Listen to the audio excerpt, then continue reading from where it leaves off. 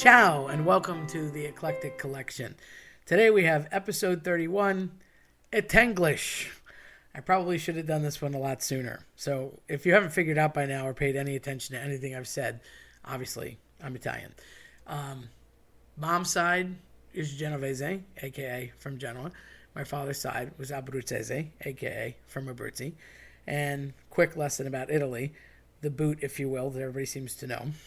The top part is generally considered to go until almost Abruzzi, sort of kind of in the middle, but a little bit more northern. And that's sort of the division line. So the northern Italians were considered the educated Italians. They were considered the ones that went to university and went into certain professions. And Abruzzi, and that division line, almost cutting the boot in half, was sort of considered the people that made peace between the North and the South, because there was always a lot of city-state pride. It's not that one side was better than the other, but they always, of course, thought that. Because when you ask people where you're from, normal people say what country of origin their ethnicities are or what nationality they're from and, you know, where they live. So, I'm an American, I'm an Italian-American. But if you ask an Italian that, actually from Italy, and even here a lot, they'll give you their city-state. So instead of saying I'm Italian, that means nothing. They'll say, oh, I'm Abruzzese, I'm Genovese. The South was always considered to be more of the farmers and the people that were workers. So Abruzzi kept the peace. They were considered the peacemakers, and very often were the ones that are credited with sharing food. All of Italy does this. All the Italians do this, but they were credited with sharing food and having a meal to solve all your problems, which definitely explains where my mom got it from. But it is her mother was a Abruzzese as well, so it is sit down and have a meal kind of a thing. And that got me thinking, because most people do like Italian food in some way, shape, or form. It's so mispronounced. Now, granted, I'm a big language geek and I like studying this stuff and made a career out of it, but there are so many mispronounced things, and I feel like everybody speaks food. So this will either be incredibly amusing to you or enlightening, depending on if you're the person using the correct words or not. Quick north-south comment. So again, the Northerners, different cuisine, by the way, pretty obvious if you've eaten at legitimate Italian restaurants. Most of them will tell you from where they have their recipes or their interest based in cooking. But the North and the South used to call each other names. So the North was referred to as the mangia polentas, literally the eat polenta. And polenta, for those of you that don't know, is basically cornmeal. It's supposed to be a heavy meal after your first snow. That's when you're supposed to make it and eat it. And yes, all good Italians have a gigantic wooden stick that is hanging in a closet somewhere. I believe we have two, and it is meant to mash up the cornmeal and stir it, and it gets like glue. Never been my job, but I've always watched Dad do it. It's essentially a very thick cornmeal that you eventually put, once it's all smashed up and whatnot, you eventually put sausage and gravy in, and it's supposed to be a really thick, stick to your bones kind of a meal after the first snow. That's traditionally when you're supposed to eat it. But mangia polenta, literally manja, eat, and polenta, so eat polenta, was the insult to the Northerners. Like, go eat your polenta. Like, what do you know? You always have your face in a book. You're always educated. You just get fed basically a difficult meal to cook. And then the Northerners would insult the Southerners and call them terrones, like you're from the land, terra being land, if you will. So you're from the land, like, go be a farmer, shut up. So they would argue and make fun of each other. And the more south you go, generally, in Italy, you'll hear a little bit more of, I don't want to say slang, but more morphs and mutations in the language itself as far as grammar goes. But textbook Italian is rarely spoken, other than at university level, but it's what they do teach you to start. So everybody, like I said, speaks food. So these are just some things that I made a little list here, and I think you're, like I said, either going to be like, wow, that's how you say that, that's what they meant, or totally get a kick out of it because you grew up the way I did. So if you are Italian, you really love this. If you're not, I hope I can educate you a little wee bit. The first, of course, is just in no apparent order or reason. These are just things that popped in my head. Mozzarella, right? So mozzarella is a cheese, obviously. But so many people refer to this as mozzarella, or you hear people say scamutz. Yeah, I don't get that one. I never did, and my own family's guilty of this too. Literally, Z's are just not generally a part of, at least in terms of an ending. Italian ends with a vowel for the most part, and it pluralizes with vowels. So I don't even know where that came from. Like, obviously, this is morphed because a lot of the immigration that came to New York, which, by the way, I've mentioned this before, the Irish and the English generally were the people at Ellis Island that did processing. So when Italians came over, and notoriously the English and the Irish and the Italians didn't get along, the ones who could speak could kind of fight their way through their names. But a lot of people didn't get their name, hence the whole Michael Corleone. Really wasn't Corleone. His last name was Andolini, but nobody bothers because they just read the thing on his jacket, and that's where he was from. So they called him that. Well, a lot of Italians are named Tony, not because they're Anthony's, but because they were going to New York. Tony, hello. So they just named them that because that's where they were headed. And most of them couldn't communicate outside of Italian to the typically Anglo officers taking the information. So little fun fact there.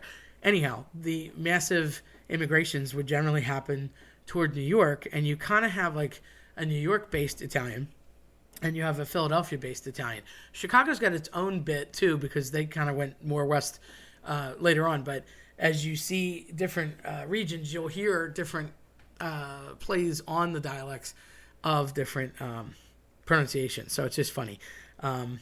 I definitely think that you can account for accents, too. Philadelphia definitely has its own distinct accent. We always joke about Kate Winslet doing that Netflix series and joking about water and how daughter and water are very similar. She's even done Saturday Night Live skits about it. Very true. I say water. I don't know what water is, but whatever. So I've done things like that as well. But if you just sort of exaggerate a bit, I'll say New York Italian because you account for their accent. For example, chocolate, coffee, they tend to say drawer instead of drawer. And you put that into the Italian part, somehow that could be where some of the words are slightly different. It's also an anomaly to me where a hoagie, which is a very Philadelphia product, somehow gets called a sub. Okay, I get it, submarine sandwich, but could be called a torpedo depending on the size of the roll. And in New York, they still refer to it as a wedge. But that wedge to me is more like a club sandwich cut in a diagonal, thus creating the triangles. But I've heard them all, depending on where you're from. And of course, if you're up from the New England area, they would refer to all those sandwiches as wicked good. Anyhow, I digress. Next one on my list is ricotta. Okay, so ricotta, again, a cheese, but people say rigot. There's no G involved. C's and G's got morphed and mangled so many times over the years. It's just hilarious. So that's definitely one that I fight with my own mother about constantly. Prosciutto. Prosciutto is a cured ham, very salty, very yummy. People say prosciutto. Okay, there's no B involved whatsoever. Definitely not a Z. It's prosciutto. Parmigiano is, again, cheese, making a lot of headway here. But people tend to say Parmesan. Well, that je sound is French, so just throw it out the window because a double G or a double Z or any kind of double consonant, a doppia, if you will, a double, in Italian is meant to be stressed and accented. So not changed, switched, and run away from. Just like when you're saying formaggio, which is the word for cheese, people say, oh, fromage. Yeah, fromage is French. That's great. That's cheese in French, but that's not Italian. It's formaggio. And Joe DiMaggio, if you will, Joe DiMaggio was the baseball guy. Again, I hate baseball. Why is that always coming into my world? God, it's just a good example sometimes. But people say DiMaggio. No, that's French class down the hall. Not a good thing. So always remember that you exaggerate on purpose. Again, with the morphs, if you will, gnocchi. A GN is kind of the equivalent of an enye in Spanish with the tilde. A plain N is an N, but an N with a squiggle, if you will, on top of it makes kind of like piñata, that kind of idea. So gnocchi is almost like you're not saying gnocchi. Okay, I've had people say gnocchis. It makes me want to throw up. They're not gnocchis. They're not gnocchis. It's gnocchi. Cannolis. I never thought twice about, gnocchi, by the way, is pasta. They're stabbable pasta, if you will, not twirlable. Cannoli is a dessert, and it's usually ricotta with chocolate chip or vanilla or chocolate pudding inside a shell that's generally powdered sugar on top. Really yummy. Get them in the mini size too if you want them. And cannolis, I've actually heard, and now see, I think this is a New York thing. I always said cannoli, always heard cannoli, but my buddies that are from northern Jersey and New York area say ganol. And again, that C turns into a G. No G's involved, nothing about it, not a thing, but they will say that. Lazy tongue, I guess.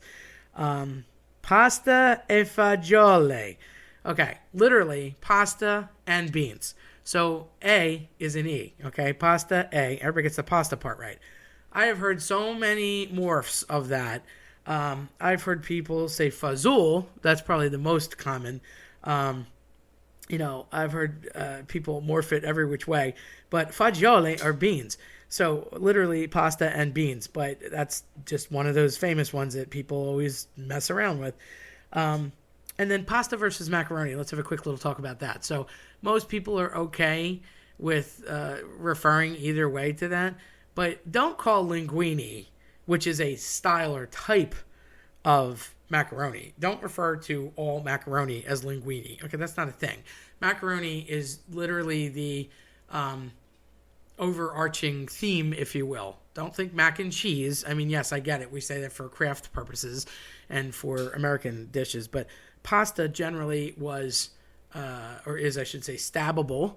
So things like gnocchi, things like fusilli, things like ziti, things like cavatelli, things that are a little more dense. Orecchiette, anything thicker, stabbable. Tortellini. And macaroni is generally twirlable. So just put that there. So linguine is a style of macaroni. And macaroni itself is actually a colonial word because the style of macaroni, stuck a feather in his cap and called it macaroni, was the macaroni style of their dress at the time. And it was, the era of, what can I say, quilled pens. So it's kind of funny that they did that because really we wouldn't have, essentially noodles is what we're talking about. But Marco Polo went over to China and stole the noodles and started referring to it as macaroni or, spaghetti, if you will. But of course, again, spaghetti is a style. So getting into the fight over twirling, I have to bring this up because I can hear my mom screaming in my ear. One more fight that mom and dad always had, whether or not to use a spoon. Now, I don't use one because mom said. My father always did. And that is a big thing. And again, think about your background. Did you grow up with or without a spoon when you're twirling? Very many people just, use the dish and twirl. And there is an art to twirling. If you're not a good twirler, you should practice. You never, ever, ever should let a forkful of any kind of macaroni, don't pull it up in the air 6 feet and then try and twirl it out of your bowl. That's just a rookie move. And definitely don't take on too much or too little. You kind of have to separate it a little bit. And a true pro will use the side of their dish or bowl to twirl and then get it all together as much as you can. There's always going to be danglers sometimes, but that's that. Hence, a lot of people tend to wear a napkin like a bib. But Southern Italians generally will use a spoon. They will take a tablespoon and they will use it to twirl into. And my father always did this. And my mom would get crazy because you were taught not to do that because the Northerners don't do that. So think about where you're from and whether or not you use a spoon and do your twirl. Just thought I'd bring up as many fights as I can. While we're at it, gravy versus sauce. Well, let me just tell you, it's gravy, period, end of story. It's not a dispute. This isn't a open for debate. Sauce, if you will, the concept of salsa. Okay, and they'll say sals, just like salsa in Spanish, but tomato sals, they tend to cut off the end when they're saying that, which they shouldn't, because they always say those sals. That can get you into trouble. Was usually tomato paste and part of the gravy to make a gravy. So it's like you use the sals, if you will, to make gravy. But it is a gravy. Gravy is not brown gravy. Yes, it can be. Certainly, I've had brown gravy as well. You could have white gravy with, in the South, they use chicken gravy and grits and whatnot. But gravy's gravy. And in the case of a red gravy, which could be a marinara, not marinade. marinara, and that is generally a meatless gravy, or you could have a bolognese, which generally has the meats. And what are those meats? Well, in order to do a true, according to my mother, very reliable source, generally it is veal, beef, and pork with a bone in it. That is the official combination of the trifecta of meats that are required for proper gravy. And it has to simmer all day, and then people like Mom take pieces of bread and dip it in there and make gravy sandwiches, which my family's always been into. Tortelloni versus tortellini. So Italian pluralizes with vowels, and they tend to generalize size with vowels as well. So tortelloni would be a larger version of tortellini, same concept and shape, but you would have plurals because the I on the end signifies a plural. And the oni, if you will, would be a larger version of that, ini being a smaller one. That's just what they call a diminutive in language. So if you have something is, good or wonderful, and then you have, so if it's bello, but it's like really fantastic, it's bellissimo. So you have the extra oomph on the end, if you will. Again, oomph being a mom word, I'm just throwing it out there. What does that equate to? I don't know. I always said that to Mom, how much is in an oomph? Can you measure an oomph? What exactly is an oomph? And she always told me not to get funny, but I'm totally serious. I'm still looking for the answer to that. So if you know that, please let me know. So you have that with the pluralization and the size, if you will. So diminutives being a smaller version of that. These are all things that, when referring to Americans, or I'll say non-Italians, they tend to say American. It's just Americano. And they took the word Americano and they squished it a little bit. And you'll hear Italians will say, oh, Madonna, and they've got their fingers together kind of chastising you from the face. They do a lot of facial characters, che buono, che malo, whatever it is, good or bad. Again, Madonna coming from Madonna, as in referencing Mary. So, Madonna mia, my Mary, if you will, my mother of JC, if you will. So they often say that a lot, and that's just a truncated version of that. I have to say one of the most popular mispronunciations I've seen, aside from like little kids saying things like sketties, obviously it's spaghetti, but a really bad mispronunciation happens in lunch meat. People say gorigin. Again, I think that's a Philly thing. It's cotechino. And cotechino was still available. I can't say I've ever eaten it because I was warned by my father and I never touched it. It was sort of all the scraps of the lunch meat. It's the pimento loaf, if you will, on the Italian side, of all the different scraps of lunch meat sort of put together in a mold, if you will, and it was very cheap and it was easy to buy. And my father grew up poor, so he was constantly eating it and he hated it. And, do you really want to eat gristle? I mean, I'm not into scrapple, but people say they like it. Same concept, I guess, but again, in thin lunch meat style. So let's talk about thin lunch meat. All good Italians get crazy if you make their lunch meat thick. Now, let me just tell you, shop owners, if anybody's listening, because my peeps that I love and I'm loyal to, especially in the Delco area, they know better because there's a lot of Italians in the Delco area. You have to have your lunch meat cut thin. If you don't, I don't even know what you're thinking. I mean, I guess like other people like gigantor slabs of meats and cheeses, but that's disgusting, first of all. And ew, who wants to bite through a mountain of random cheese and meat products stacked on top of one another as tall as a Monte Cristo? No one I know. It's nicer to take thin pieces and fluff them up and make it look pretty. If you're buying a thing called cold cuts, I don't want to know you, okay? Cold cuts are disgusting. That's stuff that people like Oscar Mayer put in a prefab thing, or Kraft singles. It's plastic. It's not cheese. Let's be honest. It's like Velveeta. It's going to outlive cockroaches in the zombie apocalypse. I mean, Twinkies, I have mad love for them, but let's be real. They're probably all chemical. So, ew, and ew. If you like things like that, you're not eating anything real, A. B, it's way too thick, and then you're used to it, and I guess that's where you got used to it.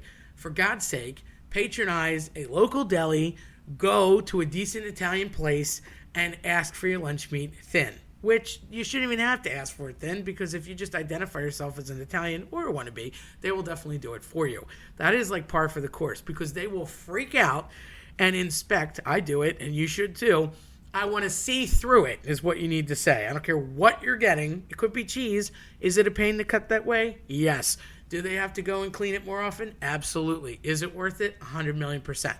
So, yes, I want it super thin. You're not going to walk into a general store like Acme or Giant or whatever and get super thin lunch meat unless you literally lecture the person first. And that's not where you're buying super quality, super Italian meats to begin with. So always ask for super, super thin lunch meat. It's lunch meat, by the way. It's not a cold cut. We call it lunch meat. Learn the lingo. Love it. Live it. Another mispronounced lunch meat. Capicola. So capicola is like a spicy ham. It could be hot or sweet cap. And people tend to say, gabagool. That just sounds disgusting. Why would you want to eat anything that sounds like ghosts all mashed up? I wouldn't. But that's what people say. And again, that CG thing, you keep seeing a theme where you should by now, where C's and G's get morphed over time. And I don't know, it's just pronunciation. I kind of feel like that one was a Philly thing. But again, I'm just crediting from what I have learned through experience and language. One thing that makes me bananas, espresso. No. With all the rage in coffee, such as the earth is crazy about right now, espresso. Okay? ESPRESSO. Espresso. Again, the double L, double S, or any double consonant, a doppia, a double, you drag out a little bit. Espresso. Mama. It's not you being pretentious or obnoxious. That's just how Italian is pronounced.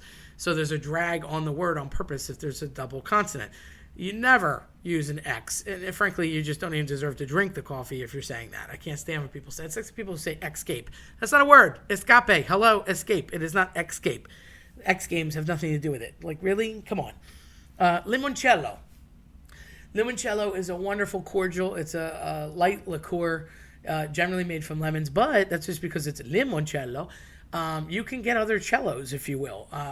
You could get lime cello. You could get orange cello. You can get chocolate cello, or homemade anisette, which is people's. It's funny because star anise is technically the spice, but Italians tend to call it anisette or anisetta. But each culture pretty much knows it. It's a black licorice taste. If you like sambuco or ouzo, same kind of smell and flavor, whether you're baking with it or drinking it. It's not something you'd pour a big glass of. It's something you'd have in a small cordial glass. But there's lots of cellos out there. And this is a harmless, shameless plug for my buddy Joanne, who owns Limoncello. She owns a limoncello company, actually, called Polyad. And she's in South Philadelphia, not too far from Mancuso's Cheese. And I could endorse both of those places. They're in South Philly and off Passyunk Avenue, and you should definitely go if you want to have quality product. She's fantastic. She's been making her own cellos, and she has quite a few. She even has banana cream and has a strawberry one and a vanilla one. It's very cool. And I think she even has a mango one. So there's quite a lot of different cellos. She opened my eyes to many a cello and can make them for you. So I go down there and get a really pure, homemade, awesome, crisp limoncello. And you can make your own. I'm not that talented, but you can make your own. I've had friends that have done it for different events and things. But I just call Jenny and say, hey, help me out. So go visit Polyad, which is also kind of a slang word, also misspelled, meaning drunk. So it's kind of a play on that word in Italian. Broccoli arabe, right? So nobody ever says the arabe. They always say arabe. It's literally bitter broccoli. So there's broccoli that's like normal plain old broccoli that you get in the store. There's broccolini, and then there's broccoli arabe. So broccoli arabe is really a broccoli that looks like a tighter bunch of sprigs that are smaller. It's not as widespread as like a regular head of broccoli. And broccolini is a hybrid between regular broccoli and broccoli arabe.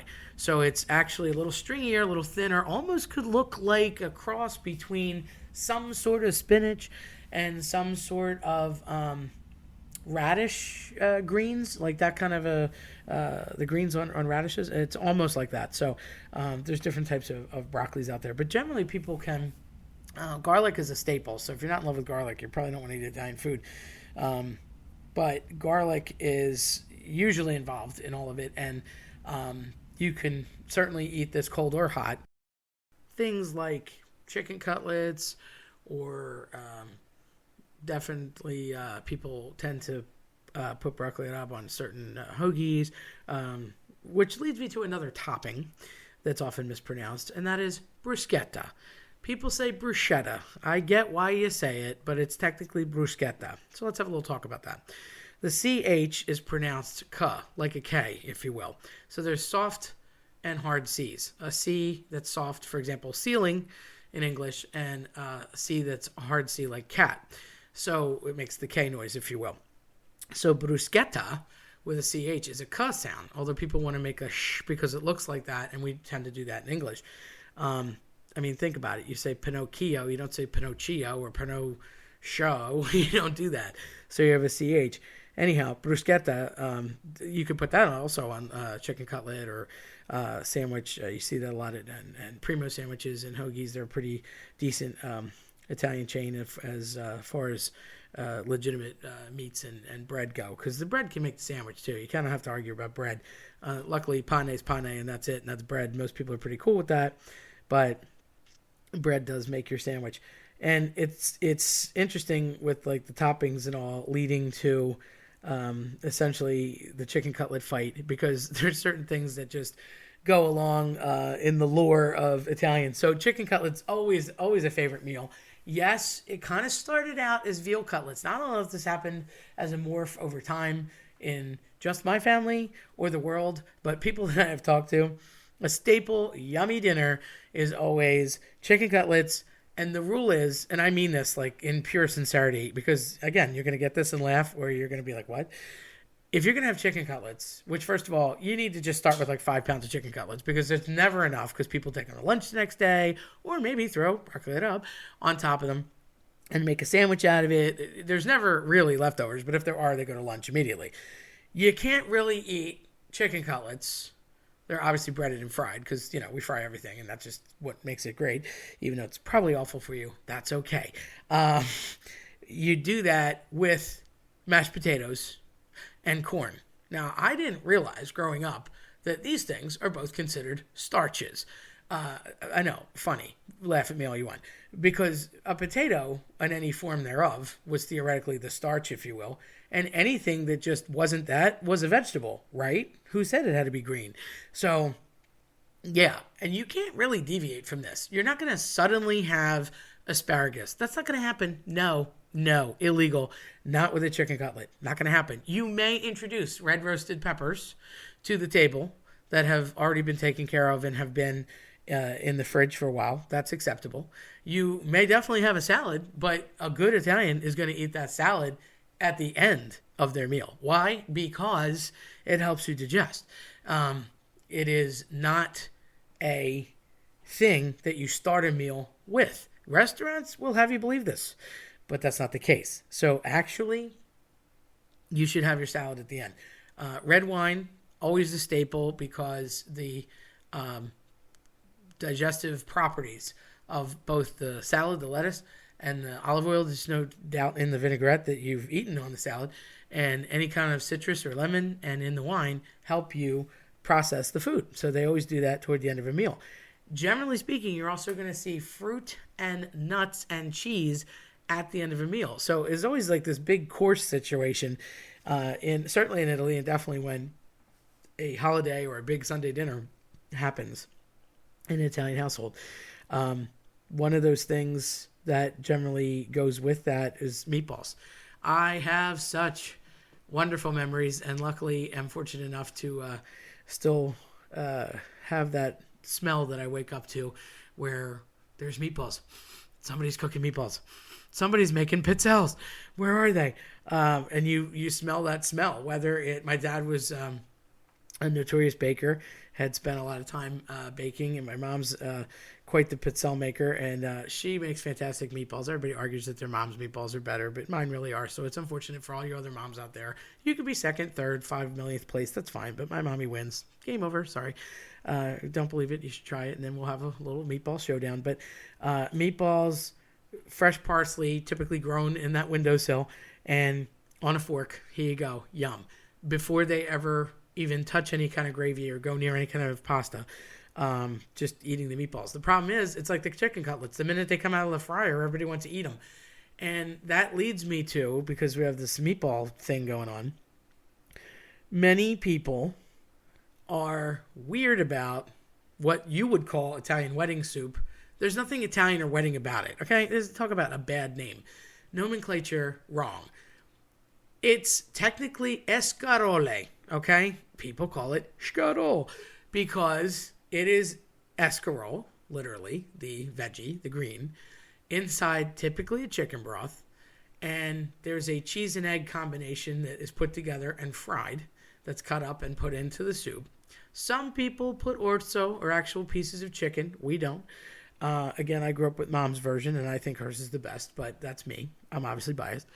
And little baby meatballs. Now, for those of you who don't think that you need meatballs in that, A, you're wrong.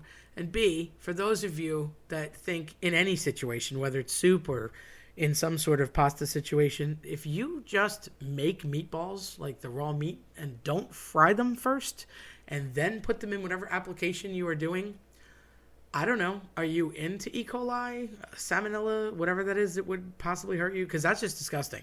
First of all, they're not going to cook. You might think that, and maybe like science will tell you that's the case. But no, okay? So unless you're into like serious carpaccio and you want raw meat, no. Meatballs need to be fried. Yeah, you can bake them and they're probably healthier, but they don't taste as good. Facts. I don't care what chef is trying to sell you what. Meatballs need to be fried. Yes, lots of oil, fry. And even the little baby meatballs that go into the soup, they're fried. And then, they heat up in the soup. So if anything, they cook more and get a wonderful caramelization crusty on the outside of them.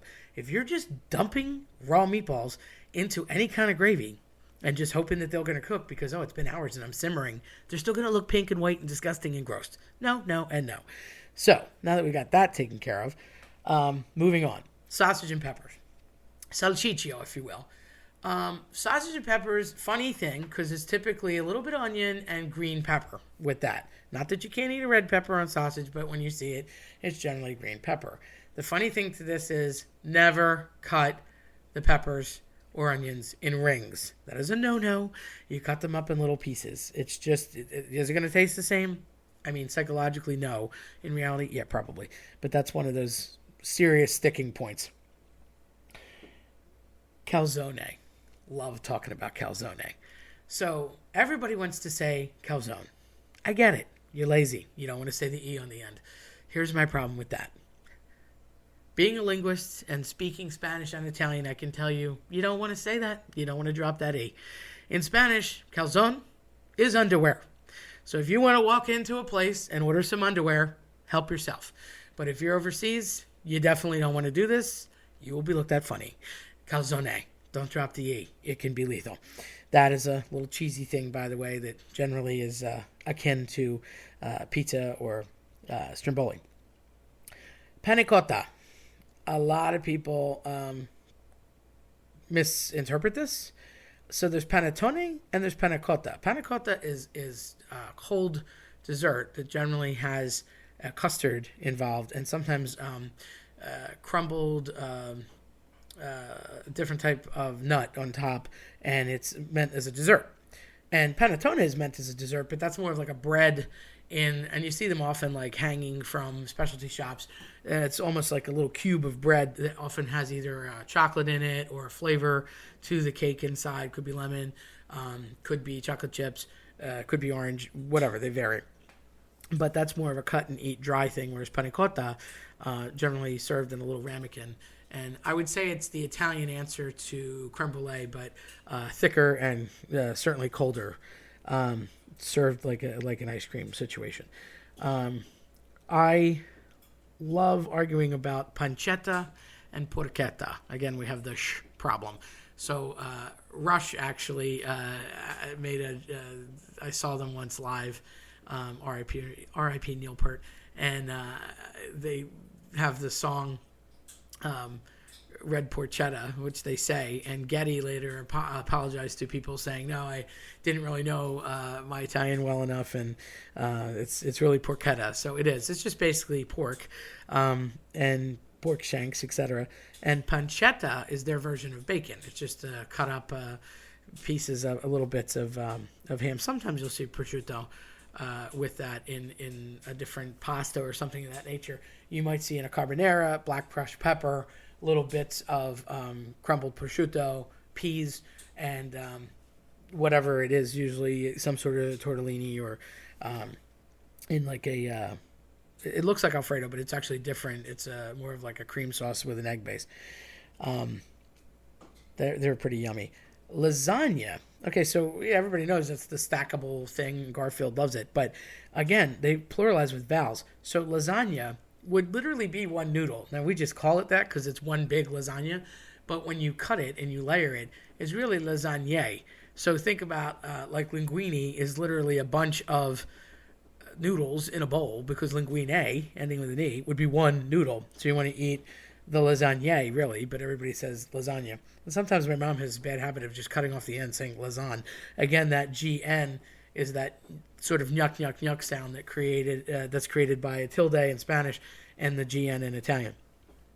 I love garlic, so I saved one of my best for last. Aglio e olio. No one says this right. Aglio is garlic, ajo in Spanish. A, as in the letter E, pronounced A, meaning and olio, oil. So garlic and oil. I have grown up hearing aioi. I have heard very many variations of this, most of which I can't even pronounce or replicate, so I won't do any justice to it, therefore I won't. But aglio e olio is literally garlic and oil. It is a gravy-less, if you will, I'll say sauce in this case, but not really a sauce. It is garlic and oil. It's all it is. It's pasta and garlic and oil, or some sort of macaroni, typically in garlic and oil. Love it.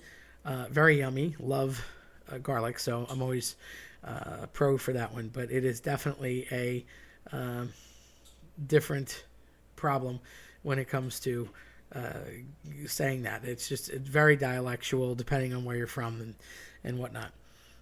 In terms of other weird words, I'll say, so eggplant's eggplant. Most people are okay with that, whether you're having it fried eggplant or parmigiano, which mom tells me, by the way, once you cut it, you actually have to slice the eggplant really thin. It's all about really thin, just like the lunch meat, and let it sit out on paper towels so that, quote unquote, from mom, all the yucky water can come out of it. I don't know what that means. I just eat it. I don't want to see the process. It's like raw chicken. Call me when it's cooked.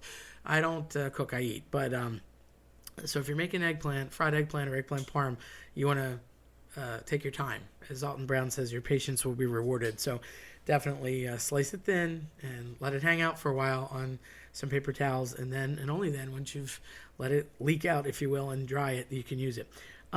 Another time-consuming thing that I just love to consume but have no clue how to make because I'm domestically useless is braciole, which so many people call braciole. And again, I get it. Easier to say, lazier on the lips. It is a thin steak, a very thin meat, and typically it's rolled up with garlic inside, or you can put cheese inside. Some people do put broccoli rabe inside, or just straight up garlic. I'm a garlic fan. And typically it's simmered for hours and hours, held together with toothpicks. Don't forget to take them out, or it will hurt when you go to bite them. One of my favorites, because I'm a total meatitarian. I am complete carnivore. Dessert realm. Pasticceria is, where you would go, basically bakery, and a panaderia is really a bakery, but a pasticceria was a style there. So my dad used to say, bust a chut, and I was thinking, that just sounds disgusting. What are you doing? Who are you busting up? What? Who's chut? So it was a little pastry, for lack of better wording, and a lot of mispronounced words. So sfogliatelle shows up. People call them sfogliatelle. They cut off the vowel. That's like a really common mistake. And then often people will have, Italian cookies, they kind of just call Italian cookies, but you'll see that a lot downtown, or they'll say by the pound of different things. And people say macaroons. Okay, for the most part, macaroon, I understand. Because then there's the French argument of that too. They are different, very different. Some say macaron. I fight with my niece about this all the time. They're different. French version's much smaller, comes in different flavors. Typically, the Italian ones are really just coconut And I've seen chocolate coconut, kind of a fraud. Same idea with pretzels. Again, to me, that's the black licorice flavor that's anisette based. But I have seen lemon, I have seen orange, I have seen vanilla. Some people, it's to your taste. Obviously, if you're baking it, then bake what you like. Biscotti. So bis is again, if you will, and cotti is past tense of cook. So twice cooked, which is funny because my dad made really fluffy, for lack of better wording, I'll say soft biscuits. The biscotti was not twice cooked. He actually didn't put his back in. So they were very soft, and he was complimented all the time. Everybody always wanted them because they were not hard as a brick. If you buy, I'll say not homemade, wrapped in plastic biscotti, it's probably, you can throw it against the wall and it'll either shatter or break your wall. I don't recommend eating it, but people do that all the time. So just be aware. You don't necessarily have to put them back in. If you do want them crispy, by all means, put them back in for a little bit, but you're essentially making like a log.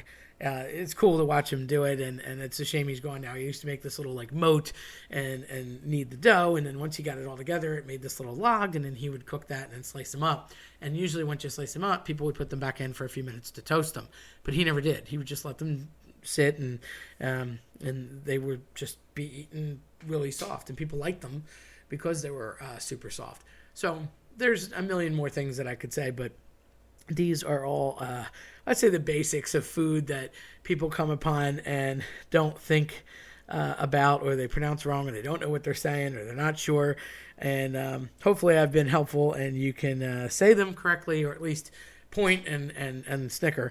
But these are pretty common things. And again, if you're from the Philadelphia area and you grew up in that Little Italy part of the city, then it's going to mean something to you. I would hope if this reaches any New Yorkers, then they might get a kick out of it as well.